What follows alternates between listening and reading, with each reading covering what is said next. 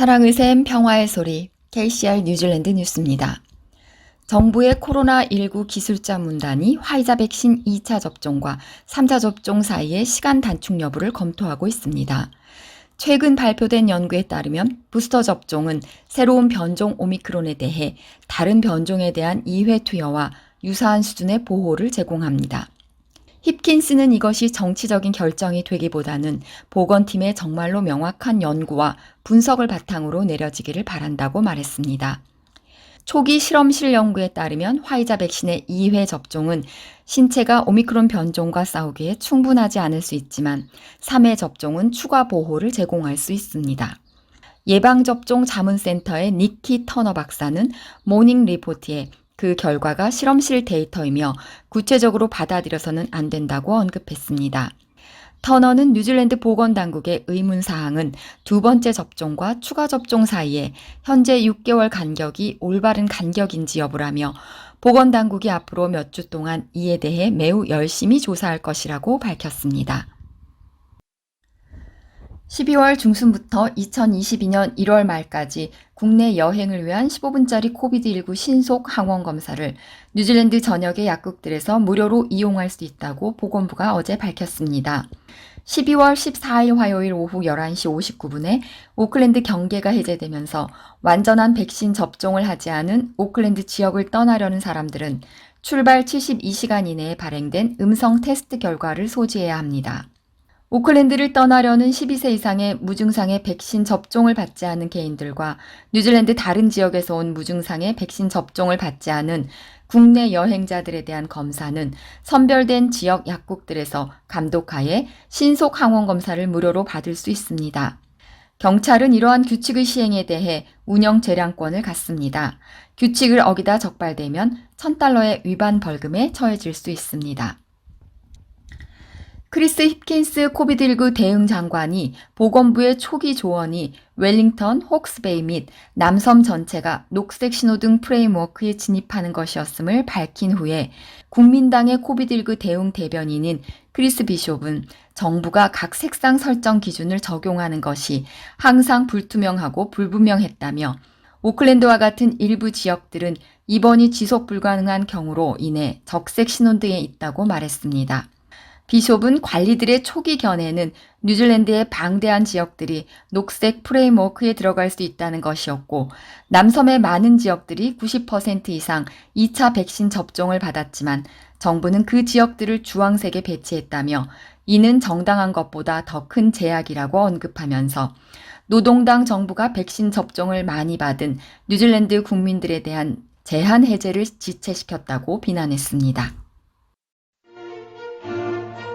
자신감이 생기는 영어 공부, 무료 영어 공부 코스 다이나스펙이 있습니다. 한국어 문의는 027-514-6408. 에어 뉴질랜드는 고객들이 그들의 마이 백신 패스를 에어포인트 프로필에 업로드할 수 있다고 발표했습니다. 항공사는 12월 14일부터 국내 여행객들에게 완전 백신 접종이나 또는 출발 72시간 이내에 코비드19 음성 검사를 받은 증명서를 요구합니다. 에어 뉴질랜드 고객 및 영업 최고 책임자인 리앤 게라이티는 올 여름 여행은 달라 보일 것이라며 에어 뉴질랜드 모바일 앱에 대한 혁신적인 변화가 추가 여행 요구 사항들을 원활하게 처리할 것이라고 확신했습니다. 에어 뉴질랜드는 12월 15일부터 31일까지 30만 명 이상의 키위들이 여행을 예약했다고 밝혔습니다. 기내에서는 여전히 마스크를 착용해야 합니다. 컬리지 스포츠 오클랜드는 내년부터 세컨더리 스쿨 수준의 스포츠 경기 참가자들에게 코비드19 백신 접종을 요구할 것이라고 발표했습니다.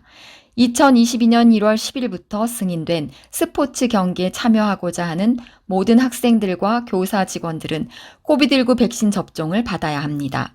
컬리지 스포츠 오클랜드 최고 경영자 마크 발로우는 이번 조치가 오클랜드 지역 학교 교장들의 압도적인 지지를 받았다고 강조했습니다. 교육 부분에서는 학부모 자원봉사자를 포함해 직원들에 대한 자체 백신 의무가 있으며 1월 1일까지 완전히 백신 접종을 받아야 합니다. 그러나 12세 이상의 학생들에 대한 백신 의무는 없습니다.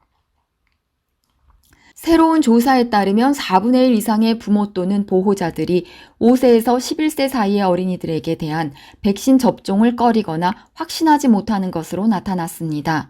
정부에서 의뢰한 호라이즌 리서치 설문조사에 따르면 72%는 백신 접종을 받아들였으며 나머지는 불확실하거나 원하지 않았습니다.